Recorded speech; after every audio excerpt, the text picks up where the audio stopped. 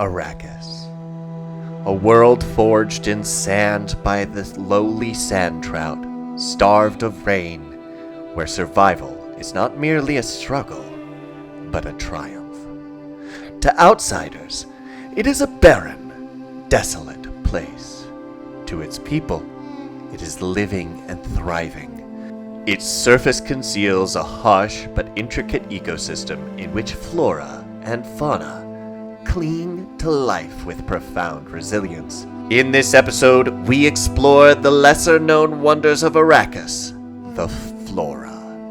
These are not simply biological oddities. They are pillars of survival, foundations of culture, and echoes of ancient planetary dreams. Each one tells a story of adaptation, necessity, and hope. I am Lupercal8796, your humble Mentat Swordmaster, here with an episode of another Dune primer. Today is the Flora of Dune. Number 1. Acarso. Native to the planet Sekun, the Acarso is known for its oblong green and white striped leaves, visual evidence of its adaptation.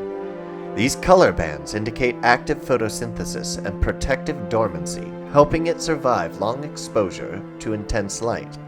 On Arrakis, Acarso is not wild, it is nurtured.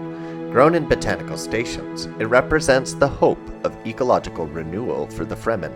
Even ornamental plants like Acarso signify the promise of greenery amid the sands. Number 2. Creasso Bush. A survivor of Earth's deserts, the Creasso Bush has adapted well to Arrakis' harsh terrain. Its pungent aroma signals its resilience. Tiny wax-coated leaves seal in moisture while its extensive roots chase water deep beneath the crust. Fremen use its branches to line cooling pits and sacred spaces. Its presence is considered a spiritual affirmation that life endures where none should. Number 3. Incense Bush. To the Fremen, the incense bush is not just a plant, it is a sacred breath. When burned, it releases aromatic compounds believed to repel sand trout and cleanse spiritual energies. Often used in the coming-of-age rituals and mourning ceremonies, this plant is woven to the Fremen psyche as stillsuits are or crysknives. Number 4. Poverty Grass. Poverty grass grows where nothing else dares. It spreads across fractured rock and nutrient-depleted soil, its fine roots clinging with quiet determination. For ecologists, it's a pioneer plant, laying groundwork for hardier species. For the Fremen, it is a spiritual symbol of humility and the will to begin anew. Number 5. Onion Grass. One of the few edible native species, onion grass adds both flavor and nutrition to the sparse Fremen diet, dried and shredded into spice porridge, or eaten raw in muad'Dib pizza. In survival kits, it is also often included as a spicing agent. Its gentle pungency has a minor antimicrobial properties, and oftentimes you will see wild Fremen utilizing onion grass to clean their hands. Number 6. Burrow Bush. The Burrow Bush is vital to the desert's smallest lives, muad'Dib. By casting shade and shielding muad'Dib and other small animals from windstorms, it forms the backbone of Arrakis' micro-ecosystems. Without it, entire food chains would collapse in some regions. Number 7. Sand verbena. Sand verbena is ephemeral. Its seeds lie dormant for years, bursting forth only after a rare rain. Their soft petals emerge at twilight and wither by dawn. The Fremen associate this blossom with birth, ephemerality, and the rare blessings of the desert. While these species of plant are vital, not all Arakian flora is evolved in sand. Some were brought, cherished, and defended against the planet itself. Among them are the rarest of treasures of any siege, the fruit-bearing cultivated species of Arrakis. Number 8. Date Palm. Cultivated in domed siege gardens and greenhouses, or in the palatial palace of Arrakeen, date palms yield nutrient-rich fruit vital for long journeys. The date is more than food. It is legacy. Every seed planted is a promise passed to the next generation. Number 9. Pomegranate trees. A product of old Earth, rarely grown, pomegranates are a luxury reserved for spiritual leaders and water-rich enclaves. Consumed during rites of passage and remembrance, their seeds are seen as sacred vessels of life. Number 10. Desert melons. Genetically engineered to retain water, these melons are a triumph of planetology. Pioneered by Pardot Kynes, the desert melons are part of Fremen hospitality traditions. Often included are melon juice and melon slices. Rare, sweet, and deeply symbolic of trust, both of these actions are part of the Fremen tradition. Number 11. Citron and lemon trees. Grown mostly in botanical stations, citrus trees are a resource and a relic of old Earth. Citron oils are used in medicine. Lemon rinds and lemon slices are oftentimes used on muad'Dib pizza and serve both hygiene and ritual purification. Number 12. Grapes and vines. While the Fremen disdain the indulgence, offworlders and nobles prize Arrakis-grown grapes. Often traded, dried, or fermented, they represent the imbalance of luxury amid scarcity. Number 13. Juice plants. Used in spice harvest expedition, these are pressed into hydrating pods, a blend of science, necessity, and survival in its purest form. Number 14. Vine eucalyptus. Climbing over rocks and structures, this plant emits a methylated aroma. Fremen herbalists use it to clear lungs after cave smoke exposure or spice cloud inhalation. Number 15. Gift to the thirsty.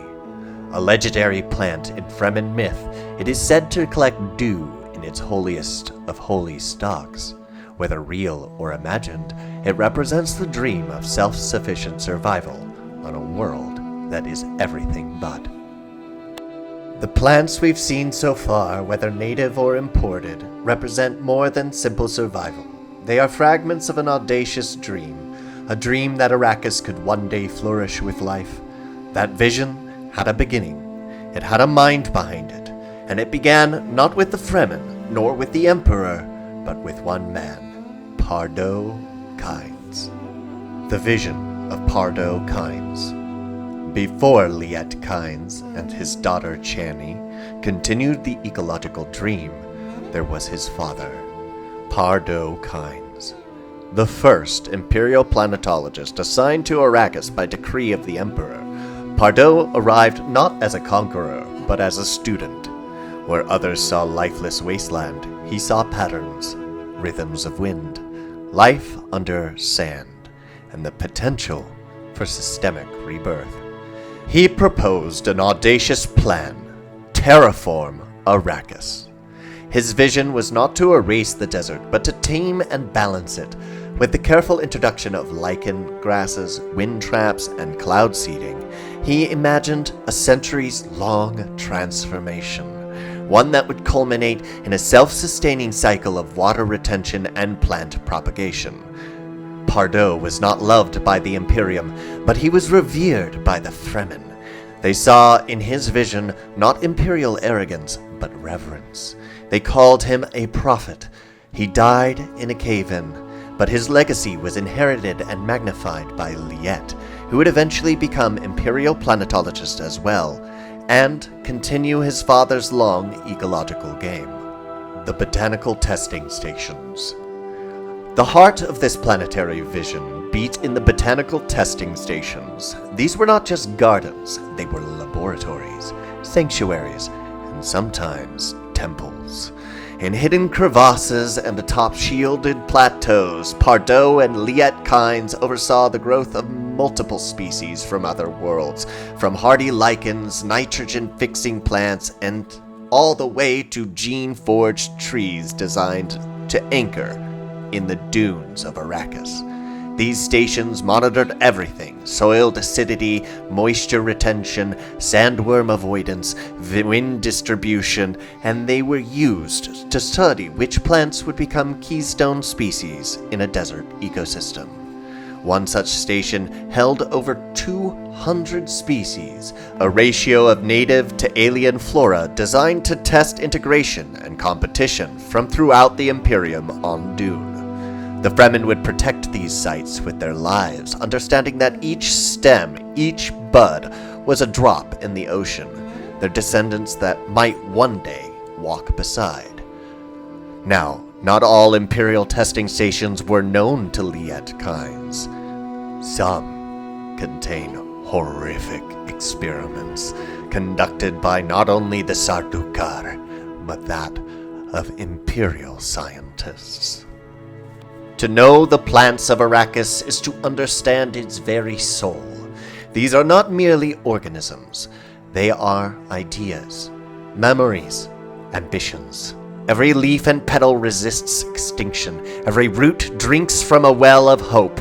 In a world where water is sacred and life is fragile, these plants are prayers in green, each one whispered across dunes and time. Join us in the next episode as we venture beyond the flora and fauna of the desert and into the fungal depths of the spice cycle itself, where transformation begins in the darkness of life's very formation.